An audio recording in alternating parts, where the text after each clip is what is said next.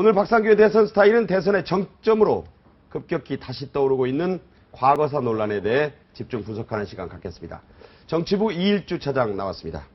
어서 오십시오. 네, 안녕하십니까. 자, 미국 대선 열흘밖에 안 남았는데 지금 온통 미국의 미래, 미국의 비전 이런 얘기로 뒤덮여 있는데 우리는 계속 과거사 얘기를 하고 있습니다. 네, 네. 11.6이 어떤 날인지 알고 계세요? 이일주 차장? 아까 말씀하신 대로 박정희 전 대통령이 김재규 당시 중앙정보부장으로부터 권총으로 인해서 시해당한 날이죠. 자, 보통 그게 33년 전 일인데 그날도 금요일입니다. 제가 고등학생 때인데 기억이 나는데 오늘도 금요일이에요. 네. 그런데 이 11.6이 꼭 그런 11.6만 있는 게 아니라 안중근 의사가 이토 히로부미를 하얼빈역에서 암살한 게 1909년 133년 전 오늘이기도 합니다. 그래서 박근혜 후보는 아버지 묘역에 참배를 했고 민주당은 서울 효창동에 있는 애국지사 묘역을 참배를 했어요. 네. 안철수 후보는 또 3.15 부정선거와 관련이 있는 마산에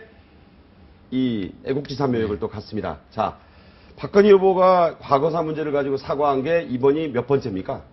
그래서 이 대선 후보로 선출이 되고 나서 아마 세 번째로 기억하는데요. 네. 그 인혁당 두 개의 다른 판결 문제, 또 정수장학회 문제, 그리고 이번 추도식까지 세 번째로 기억하는데 네. 오늘 정수장학회 문제가 지금 핫 이슈이기 때문에 오늘 추도사에서 과거사 문제에 대해서 또 전향적인 어떤 언급이 있는 게 아니냐 이렇게 관측이 됐습니다만은 기존 좀 사과 발언 수준에 머물렀습니다. 제가 얘기를 들어보니까 이젠 좀 아버지를 놔줬으면 좋겠다. 예. 좀 상당히 감성적인 말도 했고 그렇죠. 또 뭐 상처와 아픔을 같이 또 안고 가겠다. 네. 좀 이런 얘기들이 있었는데 구체적으로 어떤 얘기가 있었어요? 예.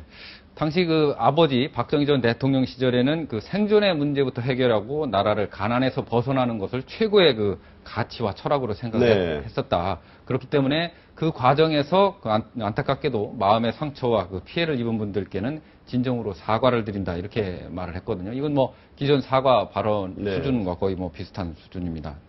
그러면서 이젠 아까 말씀하신 대로 아버지를 좀 놓아드렸으면 한다. 그리고 그런 어떤 상처와 아픔은 본인이 안고 가겠다 이렇게 얘기를 했거든요. 더 이상 소모적인 역사적 논란은 그만하고 과거에도 뭐 산업화 민주화 세력을 함께 아울러서 가겠다는 말을 많이 했는데 그거 똑같은 연장선상에서요. 그래서 두 분의 어떤 나라 사랑 뜻, 부모님의 나라 사랑 뜻과 민주화 시대 열정을 하나로 모아서 대한민국이 어떤 새로운 대한민국 시대를 반드시 만들어가겠다 이렇게 얘기를 했거든요. 말은 지금 뭐 과거의 발언, 과거사 발언과 크게 사과 발언과 달라진 것 같지 않은데 물론 오늘이 아까 말씀한 대로 11.6 33년이 되는 날이라서 추도식 자리를 빌어서 한 말이기도 하지만 정치적인 또 이 함축된 뜻이 또 있는 거죠? 그렇죠. 지금도 뭐 우리 시작하기 전에 정수장학회 검찰이 압수수색했다고 합니다만은 본인과는 전혀 무관한 일이 정치적인 어떤 논쟁거리로 전락하고 있는 데 대해서 더 이상 이제 과거사 문제에 발목을 잡히지 않겠다. 그리고 좀 미래를 보고 나가자.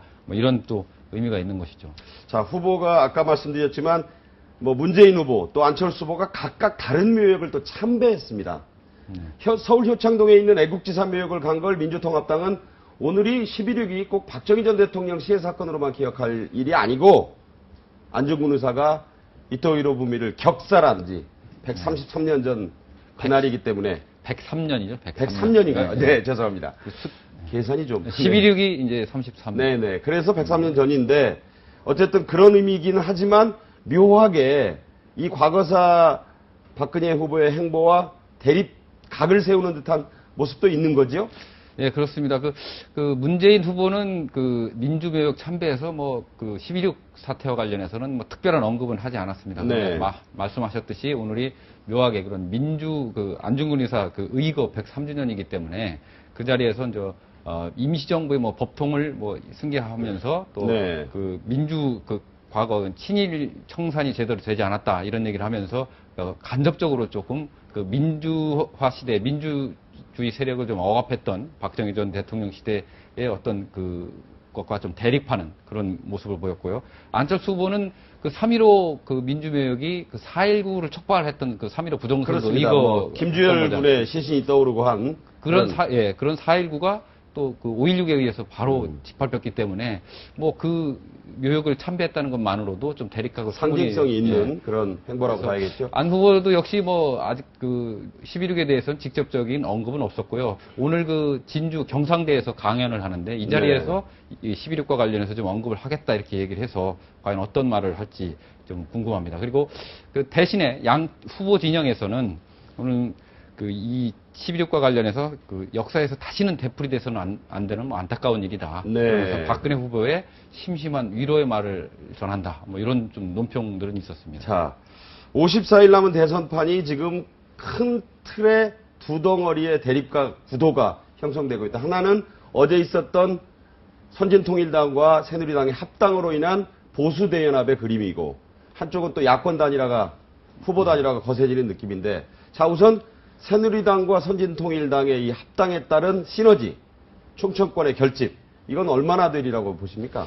글쎄요, 뭐, 그 보수대연합이라는 얘기도 있는데, 그, 일단은 저는 그 시너지 효과가 그렇게 크지는 않을 것이라고 봅니다. 이유는, 이 선진통일당이 이제 충청권을 기반으로 한 뭐 보수 성향의 어떤 정당이지만, 네. 그 지난 총선 때 상당히 그 당세가 위축이 됐지 않습니까? 그렇죠. 뭐 의석수가 이제 4석으로 줄어들었는데 그만큼 이제 충청권에서도 뭐 지지를 많이 받지 못한다는 얘기지 않겠습니까? 그리고 이 충청권이 역대 선거를 보면은 어떤 뭐 지역 우리 지역이니까 우리 지역 후보를 밀어주자 뭐 이런 뭐 성향도 있겠지만 그거보다는 철저하게 이익 투표를 해요. 실리 투표를 그렇죠. 좀 하죠. 그래서 네. 세종시 문제가 그냥 가장 큰 건데 네. 그런 성향으로 봤을 때 과연 그 선진통일당을 합당했다고 해서 그 새누리당이 그 득표에 얼마나 도움이 될지는 다소 뭐 좀 큰 어떤 변수가 되기는 좀 어렵다. 우리 일주 기자는 그렇게 보는 거죠. 저는 오히려 어떤 그 표를 공략하기 위한 차원보다는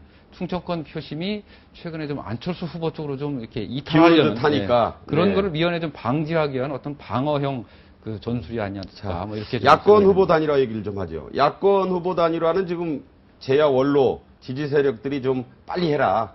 어쨌든 빨리 방법을 찾아내라 하면서 압박하는 모양새고 후보들 간에도 지금 조율이 좀 더 되는 걸로 돼 있어요. 진전 상황이 어떤 게 있어요?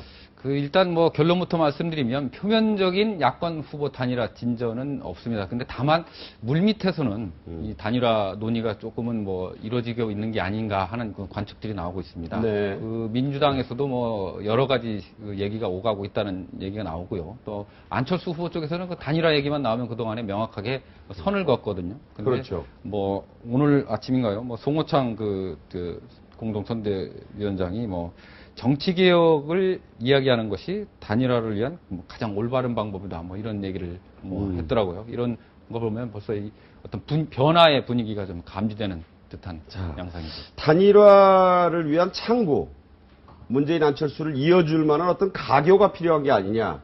그래서 뭐 이회수 소설가 얘기도 좀 있고 뭐 이런저런 사람들, 뭐 정동영 전 의원이 나서야 된다. 뭐 이런 분들 얘기도 있는데 그런 얘기는 어떻게 돌아갑니까? 그 뭐 표면적으로 그런 드러나지 않는 상태에서 누가 과연 가계 역할을 할 것인가 소문은 참 무성합니다. 저도 어제 뭐 민주당 쪽 뭐 인사와 이제 좀 저녁 식사를 하는 자리에서 함세용 신부 얘기도 나오죠. 네, 네. 물어봤는데 그렇게 얘기를 하더라고요. 근데 어쨌든 간에 누가 나서든 간에 그 두 후보의 그 마음을 그대로 좀 정권을 갖고 전할 수 있는 이른바 복심이 나오지 않겠느냐. 네. 그런 측면에서 다양한 인물들이 거론되죠. 말씀하신 분들 외에 뭐 노영민, 뭐 민주당 쪽에서는 노영민 그 공동선대위원장, 또 박영선 위원장. 뭐 이런 분들이 이런 사실은 분들 다 뛰고 있다고 봐야죠. 예, 그리고 뭐 안철수 쪽에서도 박선숙, 뭐 김성식 이름들이 많이 나오는데요.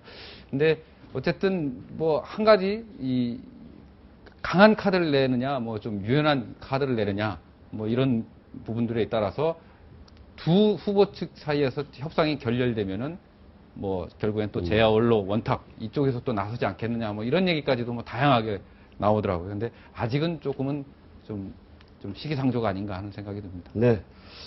나로 발사 때문에 뭐 준비하다가 갑자기 나오게 해서 미안합니다. 아닙니다. 네. 잘 들었습니다. 예.